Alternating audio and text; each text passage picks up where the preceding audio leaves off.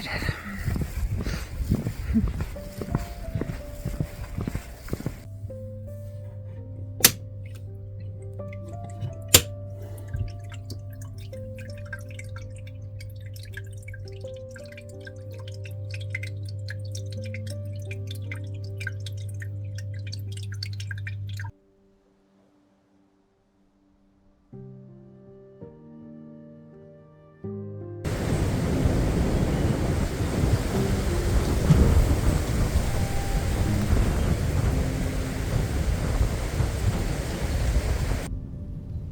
Can you hear that?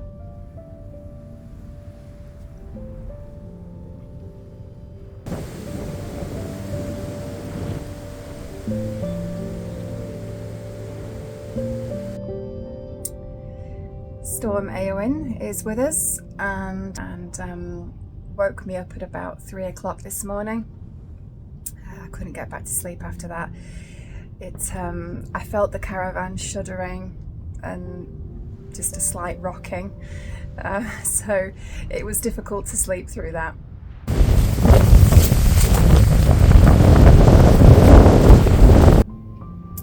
We're on high ground, so we do tend to feel it here.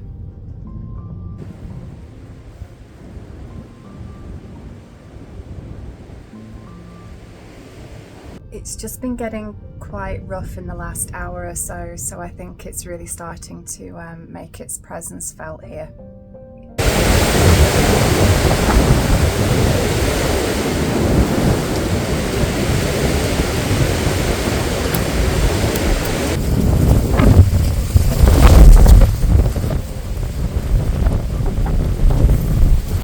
I hope that wherever you are, you're okay, you're cozy, you're hunkering down. It's a time for hunkering down and being inward. This is a mug that my mother-in-law gave me for Christmas. It's become my favourite. It's like having a hug.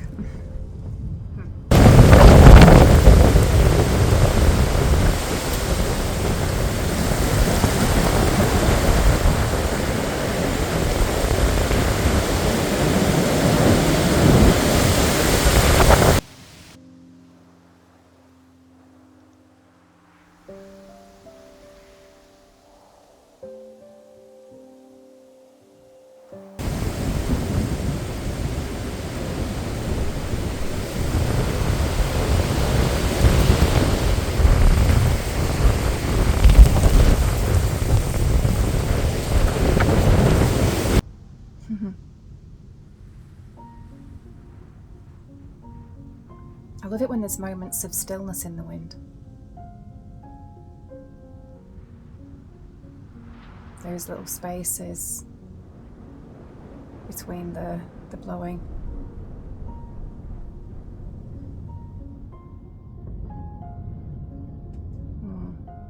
I never used to like January and February. I always found them rather depressing and a time that I used to wish away. Just want to get to the lighter, warmer months, but now I've really started to enjoy it. I think planting those aubergine seeds last week really helped.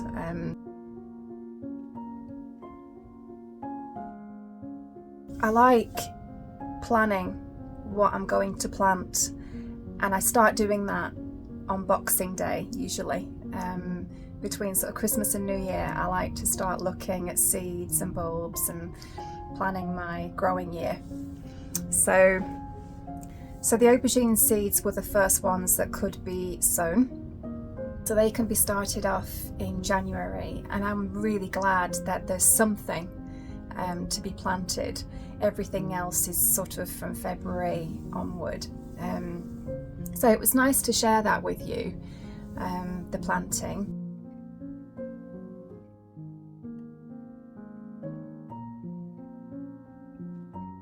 I'd like to share with you my little spiritual space indoors. Call it a shrine, altar, sacred table. I've given it many names. I can't really decide on a name. I've been trying to explore what the difference is between a shrine and an altar. I'm not entirely sure. I'm thinking that a shrine is a small space.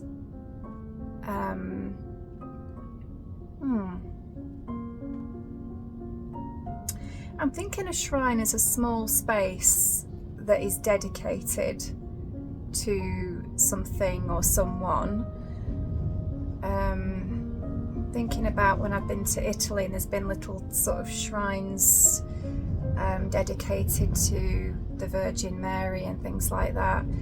I imagine them as quite small things. I'm thinking about sort of Shinto shrines that have little gestures, little offerings attached to them. Altar sounds more like it's a space for some kind of ritual, some kind of actual gesture or an activity that is spiritual in some way. Like something that you'd put something onto that you'd work with. Yeah, an altar sounds more like something you'd work with. A shrine seems to me to be more a devotional thing, a collection of objects devoted to something in particular, something meaningful. So I'm just looking over at my corner. Obviously in a caravan, certain things are, in a caravan, certain parts of the furniture are fixed, and certain parts like the sofas and chairs and tables are usually freestanding. So it doesn't really give a huge amount of room to decide where to put something like a sacred space. So I've had to work with what I've got.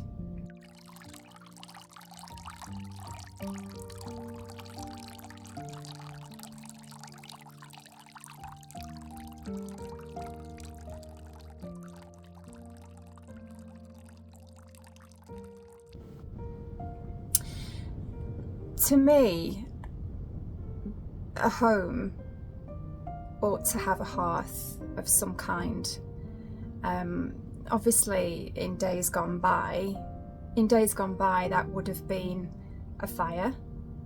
I'm thinking of the word hearth, heart, something central, something to gather around. And it saddens me that in recent years, decades, that gathering point in people's homes appears to be the television.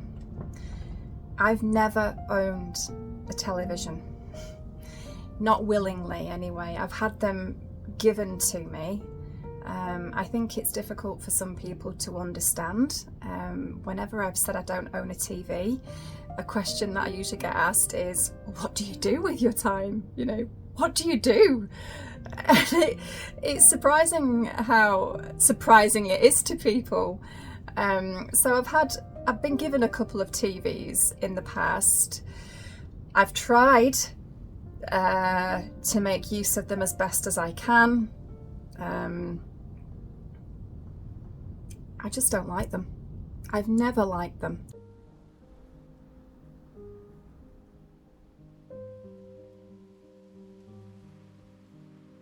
I want my home to feel like a safe, nurturing, nourishing space. So obviously a caravan is, the sort of the configuration of a caravan lounge is there's a corner where a television would ordinarily probably sit, and I wanted the centre, that centrepiece, that hearth, to represent what is important in my life.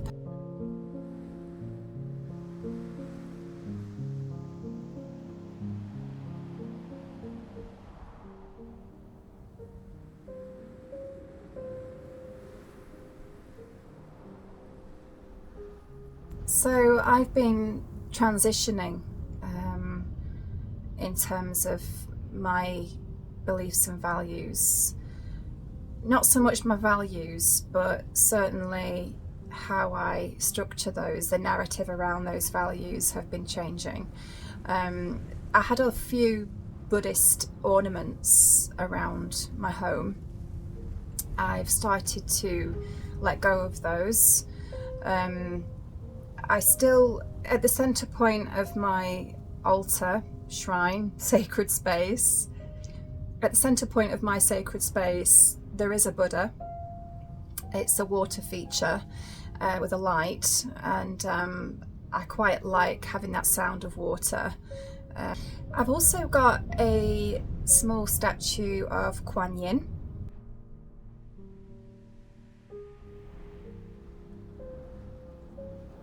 I like Kuan Yin, also known as Tara, because she is an embodiment of compassion, and that's what drew me to her. She's a strong female.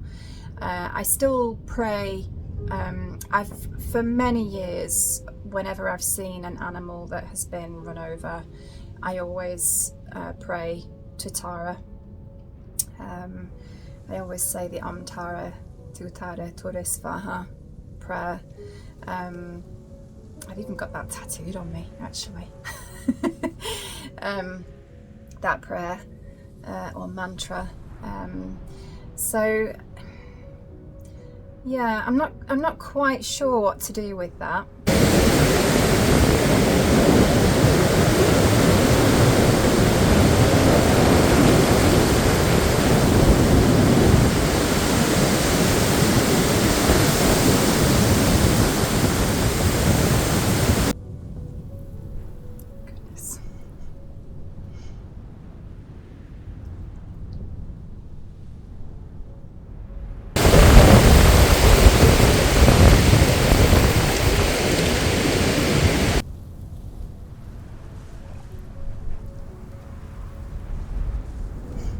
Felt that.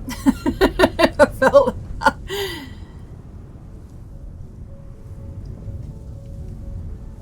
Wow, it's getting a bit creaky. And it's getting very drafty.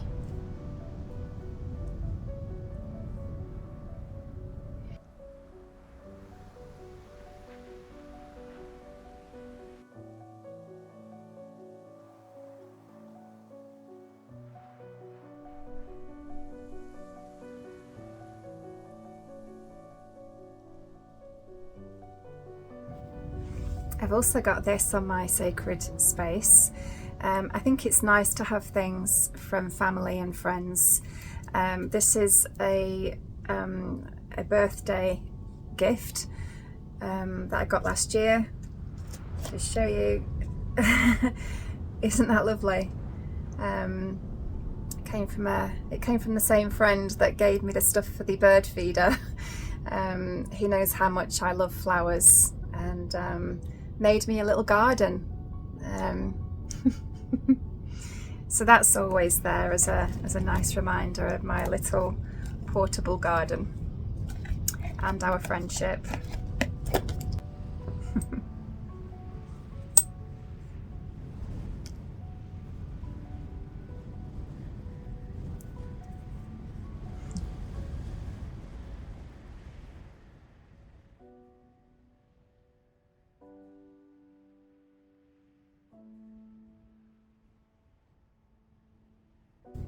I don't know about you, but I've always collected bits of stones, bits of shells, crystals, twigs, flowers.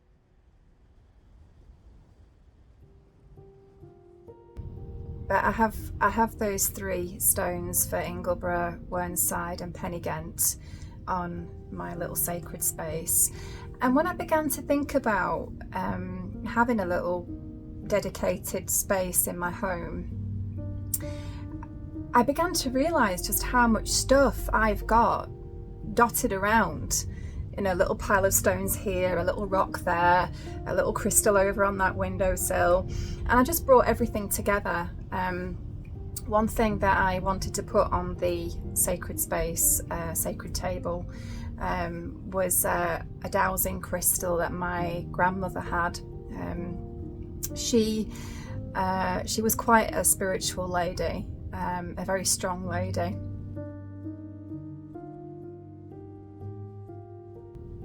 And I think I've inherited that from her.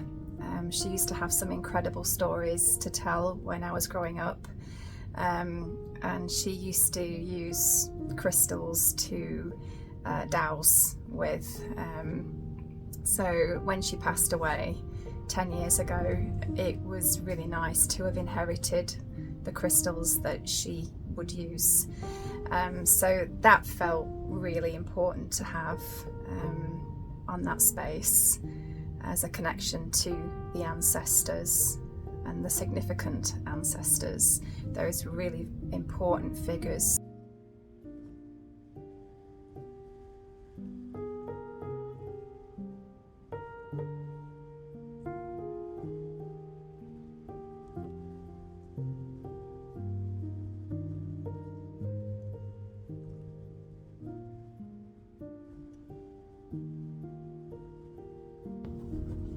Wherever you are, stay warm and cozy, hunker down, light a candle if you've got one.